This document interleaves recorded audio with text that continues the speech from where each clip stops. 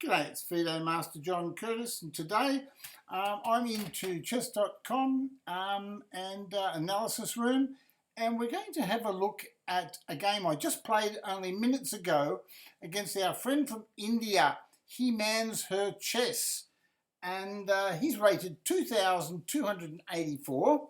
I'm playing the white pieces.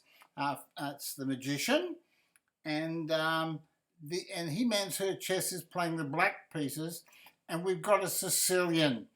And what we're really looking forward to during the game is the endgame, right? Because it's a very instructive endgame on ideas that you can formulate to win what are basically drawn positions, okay? All right, I won't waste time. We'll get straight into it. Don't want to make this a long video, but it is a long game. E4, C5, Sicilian, knight F3, knight C6, C3. Okay, so now we have the Alapin variation. Okay, the Barmen thing. Pawn to D5, pawn takes, queen takes, D4, pawn takes pawn, pawn takes, all book moves, and now he plays E5, which is a book move. I'm playing a logical move here. My pawn's attacked. Now, if I play pawn takes pawn, he'll change queens. He'll get a good game. So I don't want to do that. So I develop a piece. It's a book move. And I attack his queen. He has no checks, right? So straight away, if he retreats his queen, he starts losing. But he finds the correct move, bishop to B4, pins the knight. So the queen's no longer attacked, but he still has his ideas in the game to try to win. So I played bishop to D2, and I got star for that. Star move, best move, because you're developing a piece and you're threatening the queen. The knight is now threatening to take the queen. And we're on the pawn still. So what does he do? He takes the attacking piece, and I recover with the bishop, and I get another star move. It's always good to get star moves, isn't it? They're best moves. And in this game, I got quite a number of best moves. You'll see that. Pawn takes pawn, knight takes pawn, star move, best move again. You can count them if you like. And you might think, oh, well, no wonder you got an ending in this game, John, because it does look very drawish, doesn't it, the way things are panning out. But white does have the two bishops, well, for a little while anyway. Knight to F6. Now here I made an error. I played bishop there, right? Now, he can play, apparently the engine says he can play queen to G2. I'd actually planned queen to E2 check. I wanted to play bishop here before I did that. I actually wanted him to take the G-pawn. Silly me, because taking the G-pawn was actually the best move. So anyway, I took the knight. Now he can't take the G-pawn. Now this is a star move. It's best move, because he hasn't got a rook check there. There's no rook check there, right? Okay? There's no rook check. And if he puts the queen E5, I can always play queen to E2 and I get a beautiful game. So really, he's only got one move. Pawn takes bishop. Best move, star move. I castled, star move. This is you can see from what the engine is saying here with all these star moves that this is a very strong game. It's a strong game by both players. He played C5. Now, in this particular position, you've got to choose a move. Engine says knight to E4 was better. Now, what he wants to do is he wants to attack the knight and then play bishop here and threaten to checkmate. Very noble, good idea. But what I do here is I threaten his queen straight away. I get a star move, because not only am I threatening the queen, but I'm threatening a pawn. And then I'm stopping him playing bishop here. He's got to worry about knight here. Now remember, it's only a 3-minute game. Anyway, or a 5-minute game. 3 or 5? 3-minute game, I think. Anyway, so he pushed the pawn. Now, what do you play in this position? I'll give you a few seconds to think about what move you would play.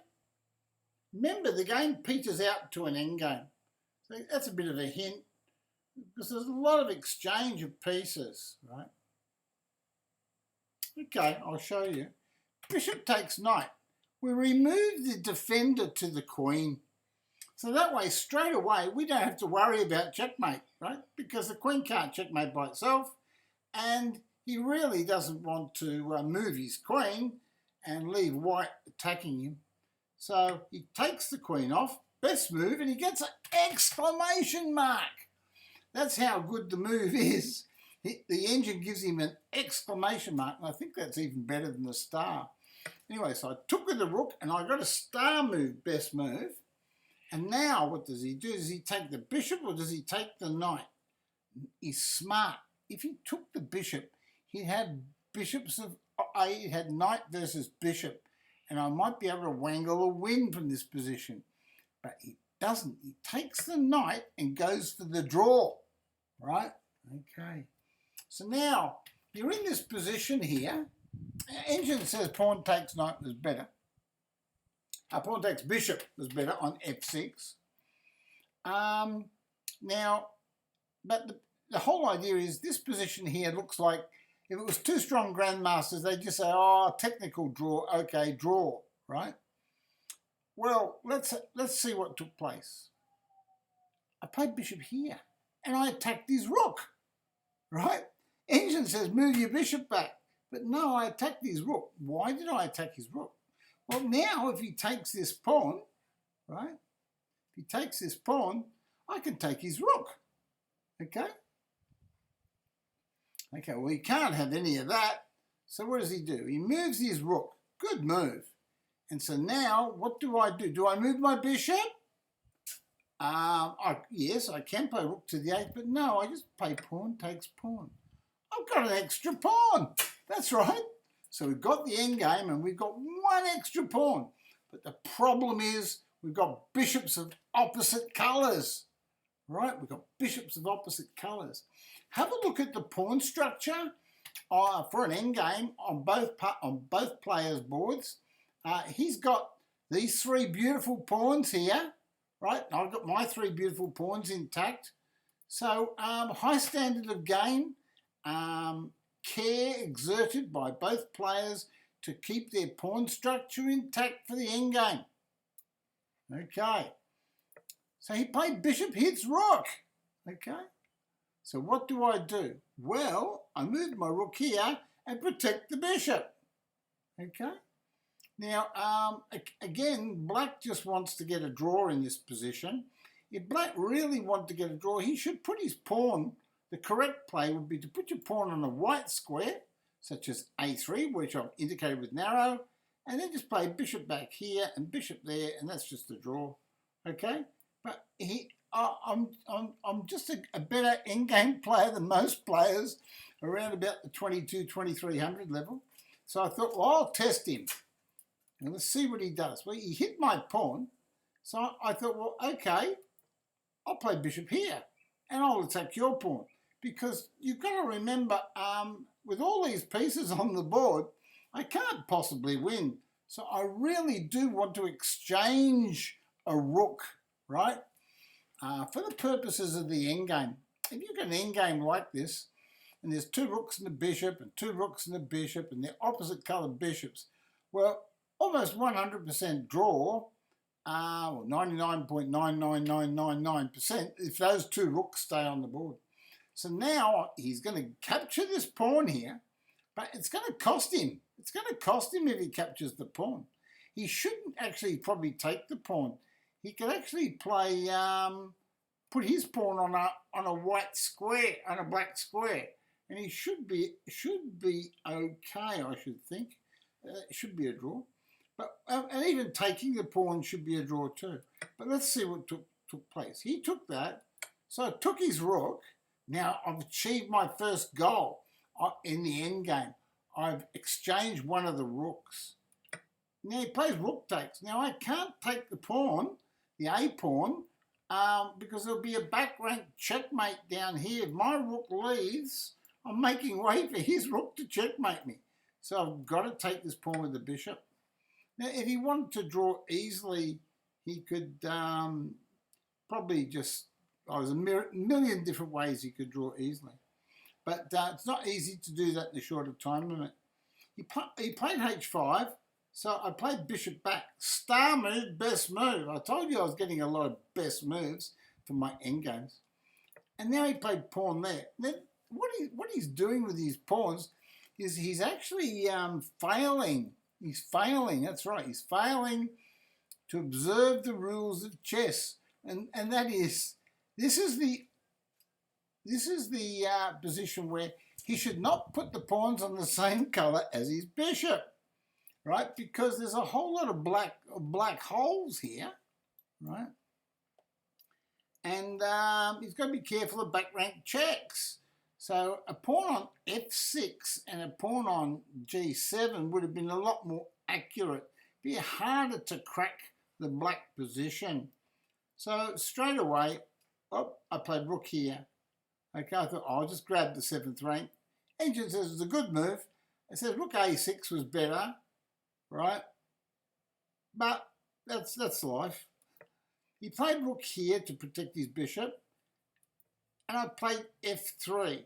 I probably should play h3 according to the engine. But anyway, he played bishop back, so I pushed a pawn. I thought maybe I could give him if he takes the pawn, I thought I could give him a check, right? And I might be able to mate him or something, right? But it doesn't work. He should actually probably take the pawn. We'll see what happens. I should play rook here. Is that interesting? He should play rook here, stopping my bishop going here and threatening to take this pawn. Hey, see how the engine thinks?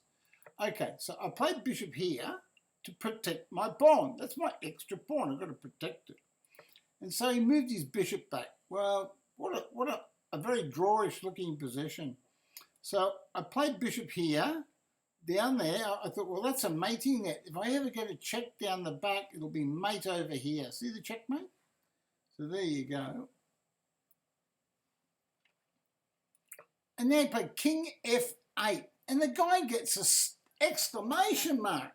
It shows you what a strong player he is. He is getting all the exclamation marks because he's extricating his king from the checkmates.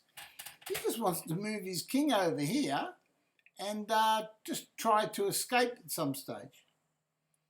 Anyway, so I played king here. I thought I'll play quietly. I thought, oh, maybe I could just run my king through up here. It was just an idea I had. I should apparently played a trick move. Engine's saying play pawn here. Now, that's because he can't play rook takes pawn because the bishop checks and the rook falls, right? Can you see that? Okay, so I'll show you. I should play pawn here according to the engine. Pawn here, because he can't take because bishop checks will win the rook, okay? But I didn't do that. I played another move. I played king forwards. Because I thought to myself, in these types of games, and you will see that my theory is correct, and listen to my theory, my understanding of the endgames is correct, and that is in these types of games, yes, you've got to advance the B pawn at some stage, and I didn't know how to advance it without losing it, so I just thought I'd leave it there and I hope he makes a mistake. And meanwhile, just get my king position, because I know to win this type of position, I'm going to need my king. I'm going to need all my pieces working together. I'm going to need my rook. I'm going to need my bishop. I'm going to need my king. And the position, and I also know that the position's a draw, which makes my job harder.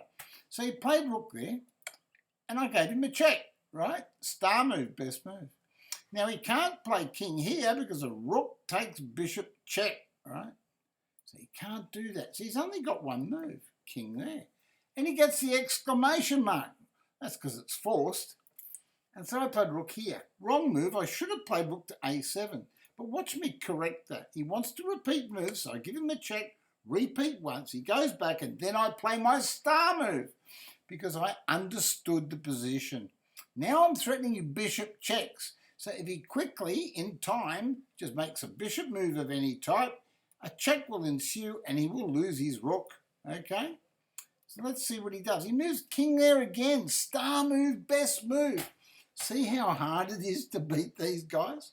No wonder it took so long. So I hit his rook. He played rook back, and I should have played my king up and started moving my king, but I thought, oh no, well, I've got to move my pawn sometime. And then he hit my rook, and I thought, that's wrong because he's allowed me to play this move. Oh, I should have played bishop f6 according to the engine. But no, I want to connect with my bishop on c5. Watch that move. Star move. Best move. Right. Anyway, he played rook there. And now I saw a plan. I saw the plan where he can get his rook behind passed pawns. And that's what you should do in endgames. Rook should go behind passed pawns. Very effective, very strong way to play in endgames. Okay? But I also knew for him to try to win, because he'll try, he's 2300, the bishop here and bishop there, and he was going to start picking on my pawn. But of course, I know that if he goes for this technique, his f pawn is weak. He loses his f pawn. And that's what I played for. So I quickly gave him a check. He went there, I quickly went back. He played bishop there, and I played bishop take check. He went there, and now I moved my bishop back. Different position, not repeated. And now I've allowed him, I purposely allowed him to play bishop to here, threatening rook takes pawn check. But it does nothing. It helps me. Watch what happens. Rook checks, okay? Now he can't go to protect his pawn because of rook discovered check. The bishop would discovered check and attack his bishop, okay? So he can't do it. He must go here. Now I take his pawn. It's a breakthrough. I've allowed rook takes pawn check, and I've allowed my king, which is exclamation mark. I've got one. But I'm coming into the game now. I'm into the game. My king is now a part of the attack. So he played bishop there. It looks like a logical move. It stops this pawn moving forwards, and it also protects that pawn. So it looks like a good move, but it's not. Okay? So I played king here. Well, I thought that was a good move, hitting his bishop, but I should have played king forwards. Okay? I'll show you why I should have played this move, king forwards. If you can get your king here and here, there's no check because the bishop's occupying d6. And white would be threatening checkmate with the rook, right? So the bishop on d3 is stopping the rook, checking and kicking the white king in the backside, okay? So that's why king here is not the best move. So he played bishop there. So I thought, I pushed the pawn. I'm getting that pawn closer. I'm thinking, gee, I don't have to go much further. And he went behind the pawn. Remember, rooks go behind passed pawns. So I pushed it. Passed pawns should be pushed. Another idea in chess. He played king here, all right? So now I have to calculate very, very carefully because we're both short of time. So I played king here, double question mark, right? But I'm trying to set a trap. So I played a move that doesn't lose, but at the same time, it might trick him. So what does he do? He plays a check. So I come over here, okay? Star move, best move, right? Now he plays a check, double question mark. What move would you play here if you were white? What move would you play here if you were white? Now you know that you really want to get your king over there near his king, right? Would you play king here? Well, if you did, the rook could check you and chase you out. Okay? So what move would you play here in this position? Well, I played king here. And I got a star move. But hold on a minute. Hold on. What move can black play? What move can black play? Oh no, my rook. Yes. Black can play bishop checks. Question mark by the engine? Question mark? Hold on, we'll check with the Grandmaster. Grandmaster Teddy, look at this position. I have been very, very cunning. I played king here, exclamation mark, My opponent fell for what I think is my trap. He checked and attacks my rook. So what do I do now, Grandmaster? Of course, yes, I play king here. An exclamation mark. This is the winning move. So we purposely tried to trick him, get his bishop in there to threaten the rook, but when he takes the rook, of course, pawn checks, king here, forced, bishop checks, king here, pawn checks equals queen, king here, and queen checkmates. What a beautiful endgame. So we'll just go back a little bit and look at this position. So we moved here. Now what move could black play to save the game? Is there a move? Well, he played check, and that was the wrong move.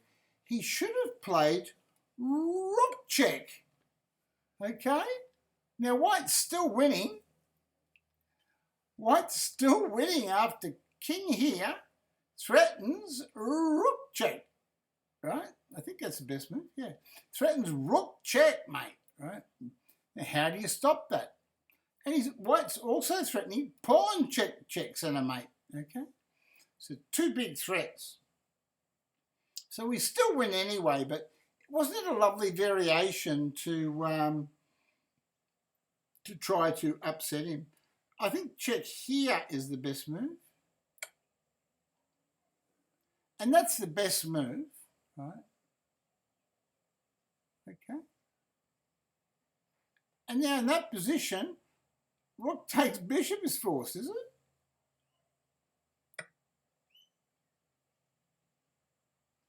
Wow, that's forced. Rook takes rook. And then how do you win? Well, you don't, do you? Oh, yes, you do. You can play bishop here. Star move. Now, the only move for black's got to stop this check, right? Or he loses. He can't take the bishop. So he's got to go, if he goes here, right? He can go here.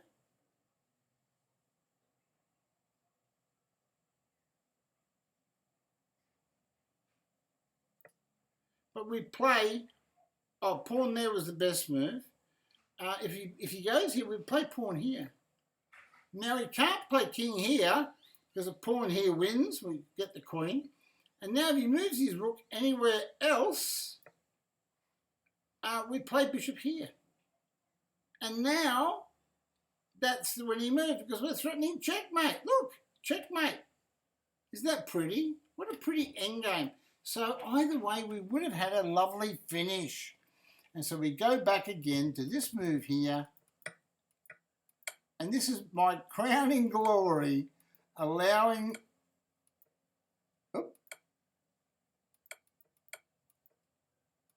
the bishop check. I love that finish. I really did. It was very, very pretty. And because now, of course, I've got this move and he can't stop the checkmate. He can't stop the checkmate. He loses all his pieces. There you go. So isn't that beautiful? What a lovely finish to what should be a drawn position. Okay? So there you go. Never give up hope. Even if you've